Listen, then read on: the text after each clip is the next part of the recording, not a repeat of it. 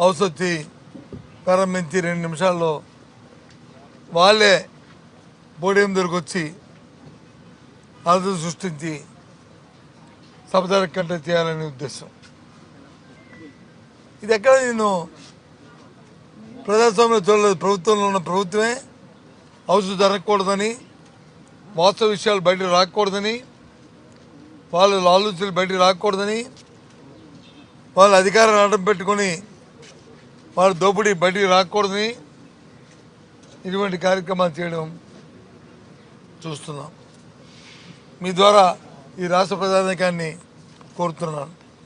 చూడండి కూటమి ప్రభుత్వం తాలూకా విధానం ఎలాగుందో. వాళ్ళకే కానీ వాస్తవంగా ఆ దేవదేవుడి మీద వారిని అడ్డం పెట్టుకుని దోపిడీ చేయకపోతే ఎందుకు చర్చకెళ్ళట్లేదు? ఎందుకు భయపడుతున్నారు? ఎందుకు దాని నుంచి దూరం వెళ్తున్నారు? ఎందుకు గుడ్డు చాకులు ఎత్తుకుతున్నారు? దేనికోసం? అందుకు సూటుగా ప్రశ్నిస్తున్నాం. దోపిడీ జరిగింది వాస్తవం. ఆ దేవదేవుడి తాలూకు నైవేద్యంలో ఉన్న ఆ ప్రసాదం మీద అడ్డం పెట్టుకుని ఏదైతే ముఖ్యమంత్రి కుటుంబ సభ్యులకున్న హెరిటేజ్ సంస్థ ఏదైతే ఉందో ఆ సంస్థ ఉన్న ఇంద్రాపూర్ ఉన్న డైరీతో ఉన్న సంబంధాలతో దోపిడీ జరిగిన వాస్తవం అనడానికి ఎంతకంటే నిరసనం ఏం కావాలి? ఎందుకంటే ఏం కావాలి చెప్పండి?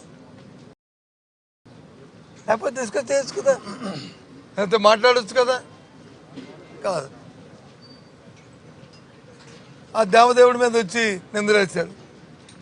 అది అడ్డం పెట్టుకుని దోపిడీ ప్రారంభించారు. ఇవాళ వచ్చి అవసరం జరగనీకంట ఎడ్జెంట్ చేశారు.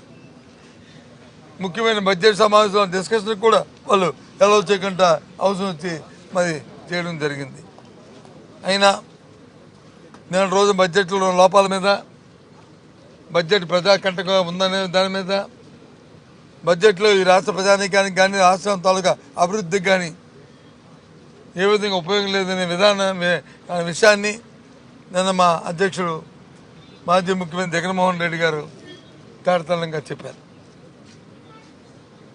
మీ పత్రిక ద్వారా ఈ రాష్ట్ర ప్రజానీకానికి మా సభ్యులందరం కూడా ఎవరికి అవకాశం ఉన్న వారికి అంశాల వారీగా నేను మీ ద్వారా ప్రజలకి తెలియపరుచుకుంటాం. ఇప్పటి నుంచి ఇవాళ రేపు ఎల్లుండు తెలియపరుచుకుంటాం. ఎందుకంటే ఈ ప్రభుత్వం ఏ వర్గానికి కూడా మేలు లేదు. ఒకే వర్గానికి మేలు. ఏ వర్గానికంటే చంద్రబాబు కుటుంబానికి సంబంధించిన వర్గానికి మాత్రమే, ఆయనకి మాత్రమే. అలా దానికే దోపిడీకి అంతే, ఇంకేం లేదు. దేవుడి మీద అపాండం వేసి రండి చర్చి కంటే తోకమడిచి పారిపోయి మీరు వచ్చి చెప్పులు వేసుకున్నారు, మీరు వచ్చి టోపీ పెట్టుకున్నారు అని మరి చంద్రబాబు నాయుడు గారు చెప్పులు వేసుకున్న మరి అంశాన్ని పెడితే మరి దాని మీద ఎందుకు మాట్లాడలేదండి? దాని మీద ఎందుకు మాట్లాడలేదండి? మరి దీని మీద సమాధానం చెప్తారంటే ఇప్పుడు దానికి సమాధానం చెప్పాలి కాబట్టి తోకమడిచి పారిపోయారు. వాళ్ళే చెప్తారు, వారే చేస్తారు, వాళ్ళే మా మీద వచ్చి నిందేస్తారు, మళ్ళీ వాళ్ళే పారిపోతారు. ఇది చూడండి. ఇది దయచేసి సభ్యులుగా సమాజంలో ఉన్న ప్రతి ఒక్కరు కూడా దీన్ని ఆలోచించాలని కోరుతున్నాను. ఈ కూటమితో ప్రభుత్వం తాలూకా ద్వంద్వ వైఖరి ఆలోచించాలని కోరుతున్నాను. ఏ రకంగా మీకు దోపిడీ ఉందో, ఏ రకంగా ఈ పేరు పెట్టుకుని దేవదేవుడి పేరు పెట్టుకుని తిరుపతి టీటీడీలో ఏ విధంగా దోపిడీ చేస్తున్నారో దయచేసి ఆలోచించమని కోరుతున్నాం. అయినప్పటికీ కూడా ఇవాళ ఏదైతే బడ్జెట్ మీద చర్చను కూడా వాళ్ళు కొనసాగనీయకుండా, చర్చకి అలౌ చేయకుండా ఈ కార్యక్రమం చేసినందుకు ఈ లోపభూయిష్టంగా ఉన్న ఈ బడ్జెట్ని నిన్న మా మాజీ ముఖ్యమంత్రి గారు మా రాష్ట్ర అధ్యక్షులు మాట్లాడారు. దాని మీద మాకు ఏమాత్రం కూడా సంతృప్తికరం లేదు. పూర్తిగా కూడా అది దొంగతనం ఉంది. ఏ వర్గానికి మంచి జరగలేదు. ఇవాళ నుంచి 3 రోజుల్లో మా సభ్యులందరూ కూడా దాని మీద ప్రజలతో ఈ విషయాన్ని షేర్ చేసుకుంటామనే విషయాన్ని మీ ద్వారా తెలియజేస్తున్నాను.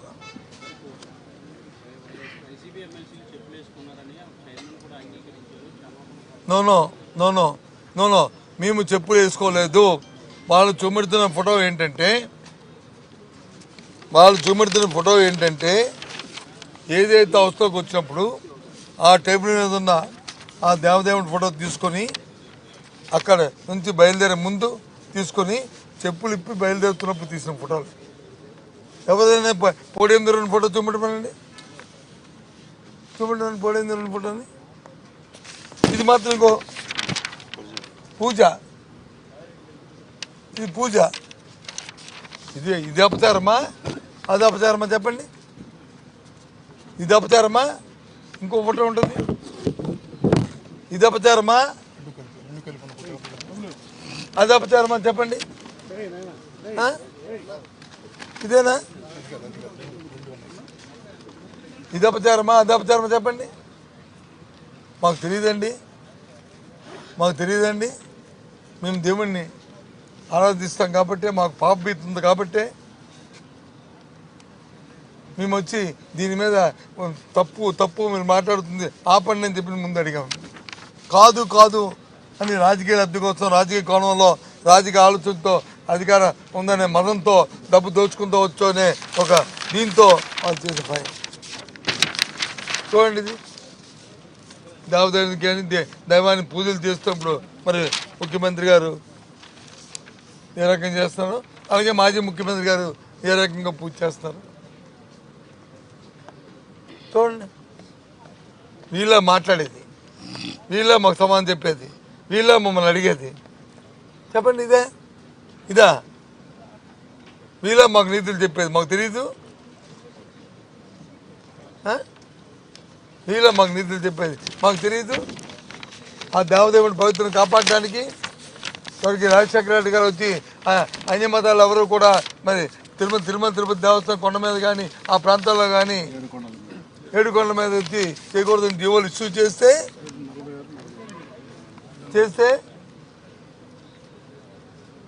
ఆ జీవోలను వచ్చి స్వార్థ రాజకీయాల కోసం నువ్వు సమావేశంకి వెళ్ళి ఆ సమావేశం దాన్ని రద్దు చేస్తానని స్వయంగా ముఖ్యమంత్రి చెప్పలేదా?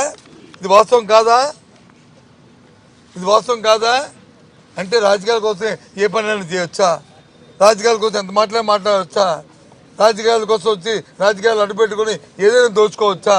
దేవుణ్ణి కూడా దోచుకోవచ్చా? ఇది ఎక్కడదండి? ఇది దేవుడు క్షమించారు. ఇన్ని అబద్ధాలు చెప్పేవాళ్ళని, ఇన్ని లేని మాటలు మాట్లాడే వాళ్ళని దేవుడు క్షమించరు.